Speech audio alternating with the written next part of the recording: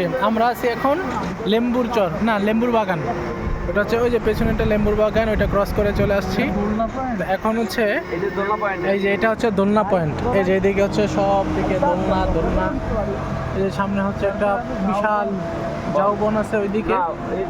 তারপরে সামনে হচ্ছে তিন নদীর মোহনা আছে। আর এই যে আমরা ইজি বাইক দিয়ে যাচ্ছি। এই যে আমার বন্ধু ওই যে মোস্তফা ভাই, শামিম, তারপরে এদিকে আছে রামিম, তারপরে এই যে ভাই রিয়াজ ভাই, না রিয়াজ ভাই না আপনার নাম?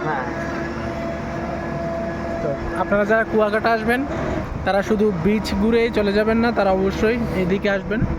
এদিকে করে শুধুমাত্র চলে যাবেন না। ওই যে মনিরের এক ভাই নাকি 16 বার কক্সবাজার গিয়ে গোসল করছে শুধু একমাত্র বিচের মধ্যেই।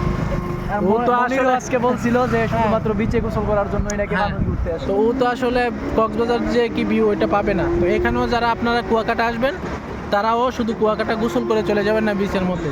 আশেপাশে অনেকগুলো জায়গা আছে, জাস্ট আসার সময় আপনারা একটা ইউটিউব ব্লগ দেখবেন অথবা একটু রিসার্চ করবেন ক্রোম ব্রাউজারে, তাহলে আপনারা সমস্ত জায়গাগুলো দেখতে পারবেন। একটা সারাদিনের জন্য অটো ভাড়া নেবেন, তাহলে আপনারা সুন্দরভাবে এই যে দেখেন এই ভিউগুলো দেখতে পাবেন। নাম বলে দাও।